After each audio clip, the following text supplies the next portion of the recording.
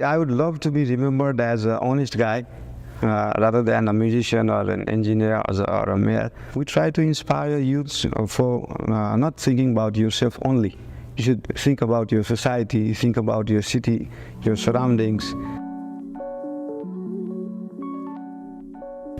We're at the Tomi Otake Institute in Sao Paulo, Brazil, where Metropolis is having the meeting of its board of directors. And I'm here in conversation with Mayor Balen Shah from Kathmandu, Nepal.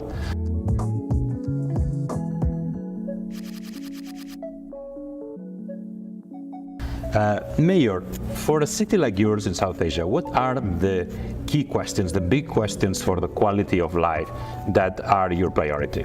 Quality of life is defined differently in South Asian countries because life is not only about having food and good shelter, because our country is really culturous. There are a lot of intangible heritages, there are a lot of events, there are a lot of temples, and there are a lot of rituals.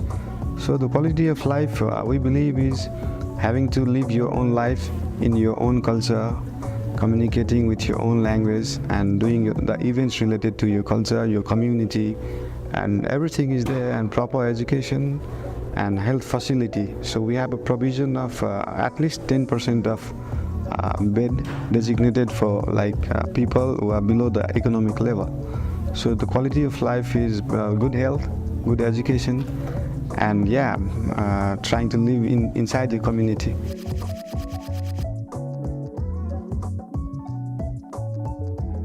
So in terms of this health agenda, doesn't only depend on individuals, but there's also conditions of the city structure itself, in the air, in the water, that are important. Which are those other issues about a healthy city that you're dealing with? Yeah, in terms of air quality, we are really working on that, because we are trying to, the vehicles which are too longer on the roads, like more than 20 years, we are trying to eradicate those vehicles. We are trying to promote electrical vehicles, and also we are trying to do some research on how to convert these vehicles, because those vehicles are in good condition, but all over the world people are using electrical vehicles. So these vehicles cannot be demolished quickly.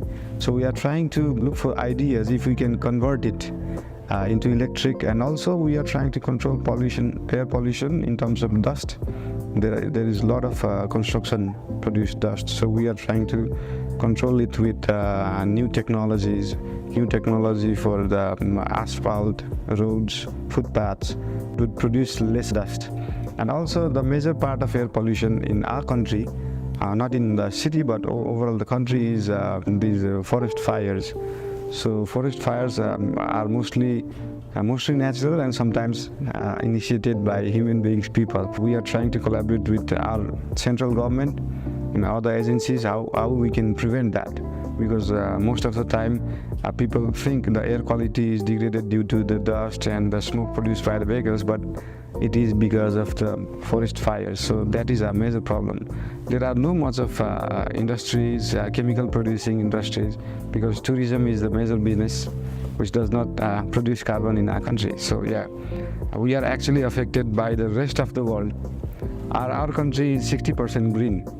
So we are actually affected by other developed countries, pollution and all. Our mountains, our glaciers are depleting, not because of us, but because of there is China, there is India, there are a lot of other developed countries. So we are working on it.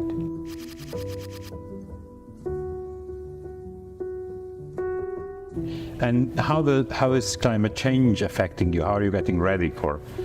Climate change is affecting a lot to us because of other carbon producing countries. So we are trying to advocate about that.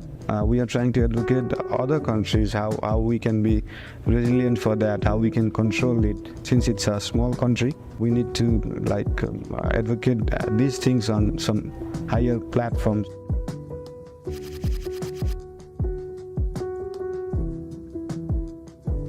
You are one of the youngest mayors of a global metropolis, of a very large city in the world.